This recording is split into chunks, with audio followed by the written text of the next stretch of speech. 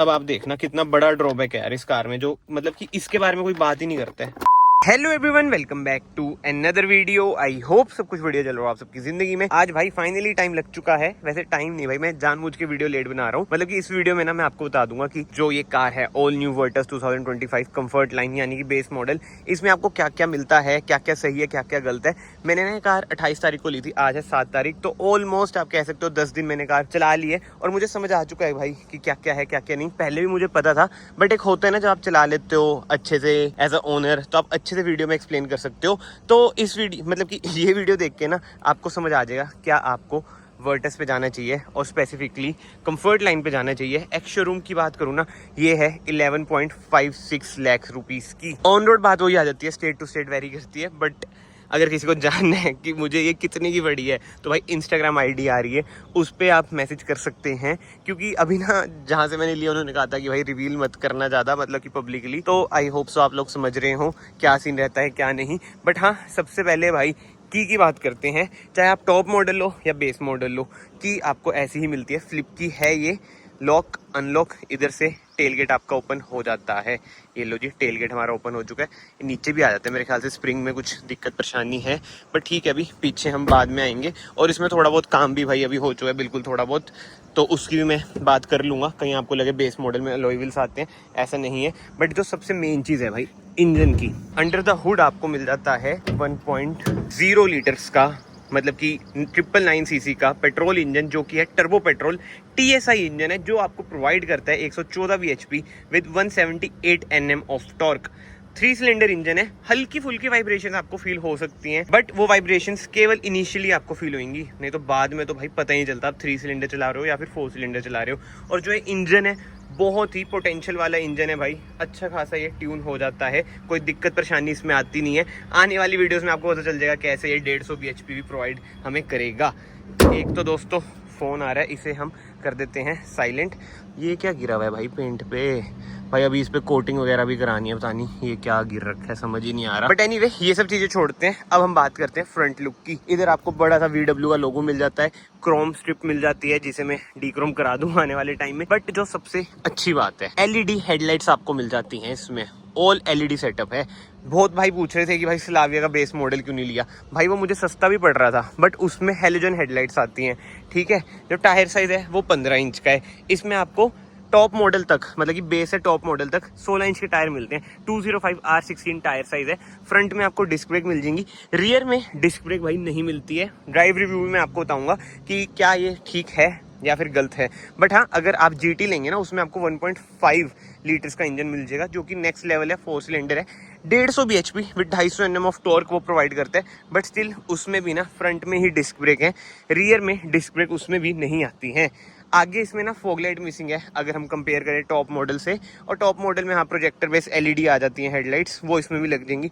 Fog light तो super soon में लगवाऊंगा। Last video में बड़े कमेंट्स थे कि भाई फॉग लाइट लगवाओ, भाई ऑर्डर कर दिए हैं, ओरिजिनल फॉक्सवैगन की ही लगवाएंगे। इधर आपको मिल जाता है ORVM, इधर ही इंडिकेटर है।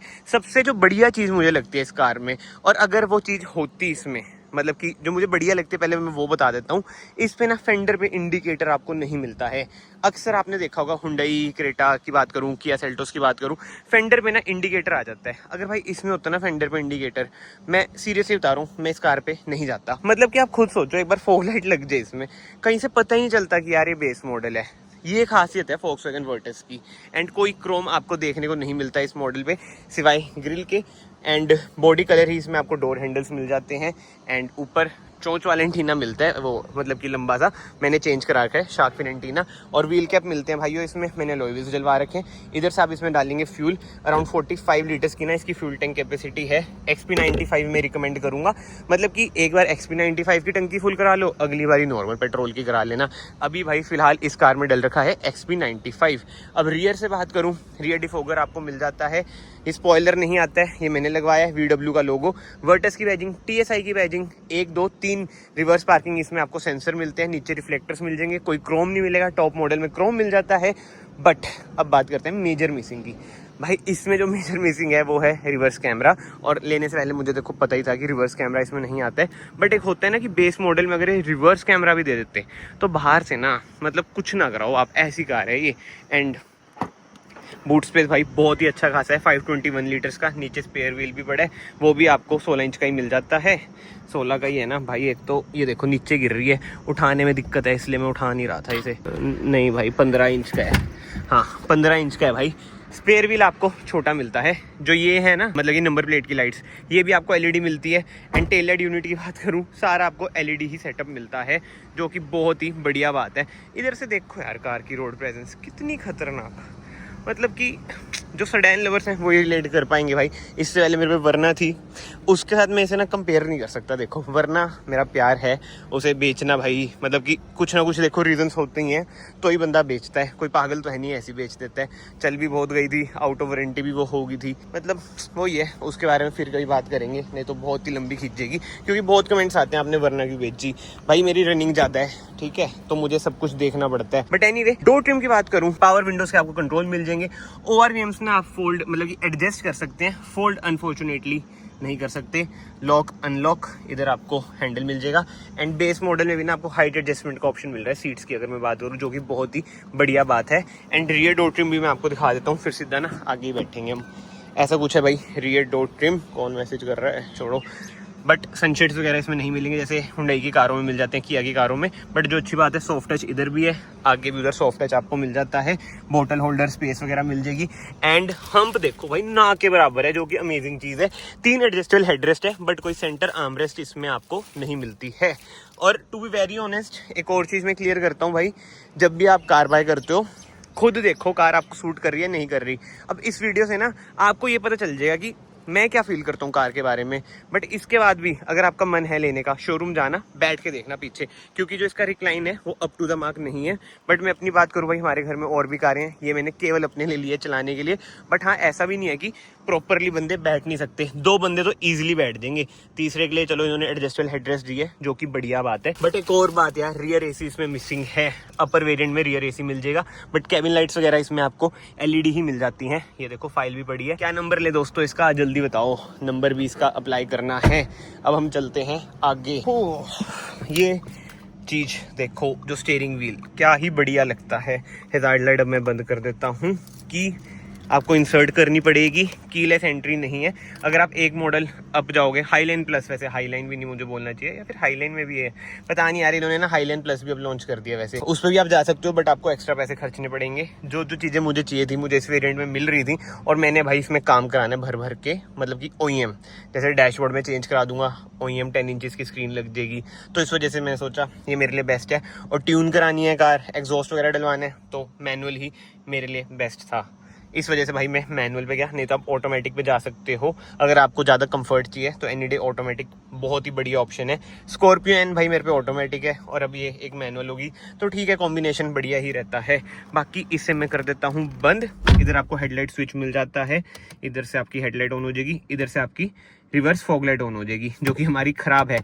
मैन्युफैक्चरिंग डिफेक्ट गाइस, वीडियो आ रही होगी आई बटन पे, वो आप देख सकते हो। कार को अब मैं करता हूँ स्टार्ट।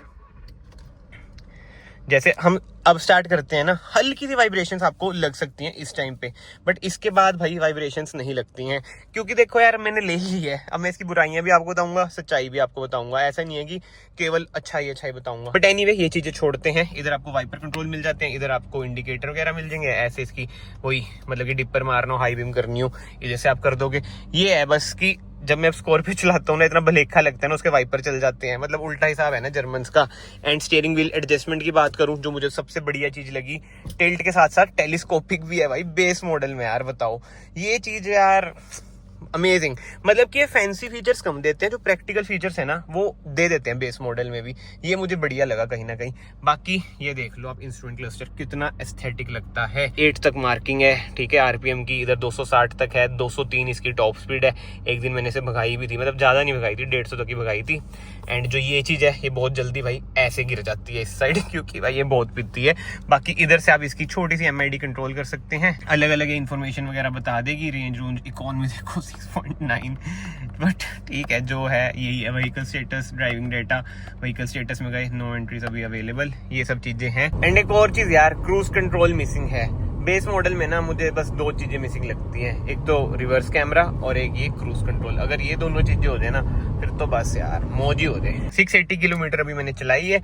मैनुअल इसमें आपको AC मिलता है, अब जो चीज मैं बोलूंगा मुझे पता है उसमें बैकलैश मिलेगा मुझे, बट जो टॉप मॉडल का वो आता है ना स्लाइड वाला, उससे ज्यादा प्रैक्टिकल ये है।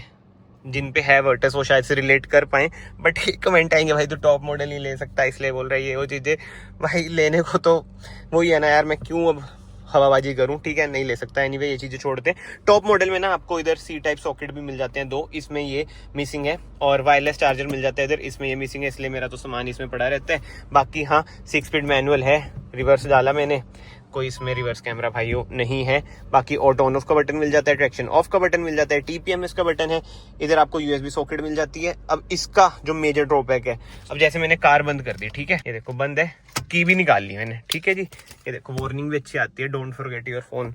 अब ये मैं लगाता हूँ, अब आप देखना कितना बड़ा ड्रॉबैक है यार इस कार में, जो मतलब कि इसके बारे में कोई बात ही नहीं करता है। जलता रहता है भाई, लाइट जली आ रही है, देखो दिख रही है लाइट जली हुई, ये ब्राइटनेस कम करता हूँ, ये देखो दिख रही है पर्पल सी लाइट जली हुई आ रही है। मतलब कि यार मान लो आप इसे ऐसे लगा के छोड़ गए ओवरनाइट, या फिर हफ्ते के लिए आप कहीं बाहर चल गए घूमने फिरने, तो बैटरी चूस जाएगा यार। ये मुझे समझ नहीं आया, अगर कार बंद मैंने कर दी है तो कम से कम यार ये भी तो बंद हो जाए, बट ऐसा भाई अनफॉर्चुनेटली नहीं है।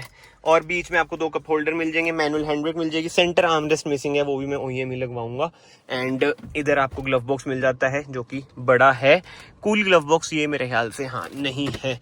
बाकी तो IRV में आपको मैनुअल मिलेगा, कैबिन लाइट आपको LED ही मिलती हैं जो कि अच्छी बात है, सनग्लास होल्डर नहीं मिलेगा। इधर आपको मिरर मिल जाएगा, सनशेड की बात करें इधर आपको टिकट होल्डर मिल जाएगा। तो ओवरऑल भाई ये सब चीजें हैं कार में। और हाँ यार एक चीज कैसे भूल सकता हूँ मैं, स्पीकर भाई बेस मॉडल में इन्होंने 8 स्पीकर दिए, मतलब कि 4 ट्विटर 4 स्पीकर, और जो बजते हैं ये मतलब कैमरे में तो समझ ही नहीं आएगा। जो मेरा भाई आसपास रहता है ना भाई, मैं आपको सुनाऊंगा, अमेजिंग यार, शोरूम में जाके सुन लेना, बहुत ही ज्यादा अमेजिंग।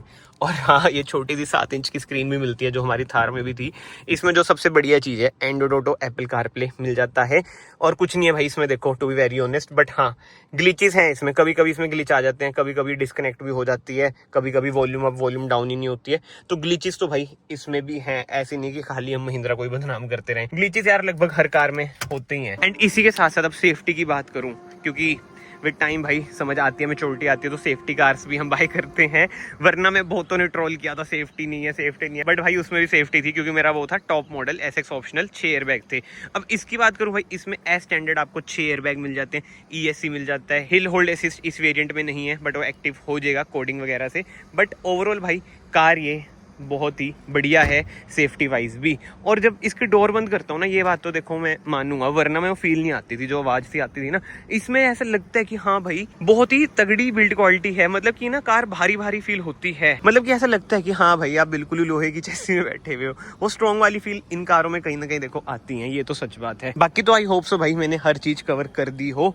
माइलेज वगैरह का मैंने आपको बता दिया भाई, सिटी में कम है, हाईवे पे ये बढ़िया दे देती है, माइलेज की भी वीडियो आ जाएगी। एंड कमेंट सेक्शन में आप लोग और बताओ कि आपको किस चीज़ पे वीडियो चाहिए, ड्राइव रिव्यू भी आएगा, माइलेज टेस्ट भी आएगी, इसके अलावा आप लोग बता दो भाई किस चीज़ पे आपको वीडियो चाहिए। इट्स जस्ट कि भाई आजकल मैं बहुत ज़्यादा बिजी चल रहा हूँ ऑफलाइन काम में, इसलिए मैं रेगुलर वीडियोस नहीं डाल पाता, नहीं तो कंटेंट तो यार मैं इतना खींच दूँ ना, वरना भी हमने साल भर कंटेंट खींचा था, ये तो फिर भी वर्डस है, इस पर तो और खींच दूंगा, ऊपर से बेस मॉडल है, बस वो ये टाइम की थोड़ी दोस्तों कमी चलती है। बाकी यार इस वीडियो को लाइक जरूर कर देना, कमेंट जरूर कर देना, और अपने दोस्त का शेयर भी कर देना जो वर्टस लेने की सोच रहे हैं। अच्छे खासे डिस्काउंट चल रहे हैं, ये बेस्ट टाइम है बाय करने का। मैंने जो डील पाई है ना, मतलब कि मैं आपको ये बताता हूँ, एक्स शोरूम से कम मैंने ग्रैब कर लिया है डील। फ्यूचर में चलो मैं शायद रिवील भी कर दूं प्राइस, बट एनीवे मैं आप सबको मिलता हूँ नेक्स्ट वीडियो में। Till then bye bye, take care. And ये क्लिप ना मैं बीच में कहीं ऐड कर दूंगा या फिर लास्ट में। यार एक चीज बताना, क्या ये स्टीयरिंग ऐसे वाइब्रेट होना नॉर्मल है, वो भी 80-90 पे? मतलब मुझे ये नहीं समझ आ रहा, क्या फिर कोई दिक्कत है? वैसे देखो जब मैंने अलॉयज डलवाए थे बैलेंसिंग भी करा दी थी, अलाइनमेंट नहीं कराई थी। अलाइनमेंट की तो ऐसे नई कार पे जरूरत होती नहीं है, तो प्लीज कमेंट सेक्शन में जरूर बताना।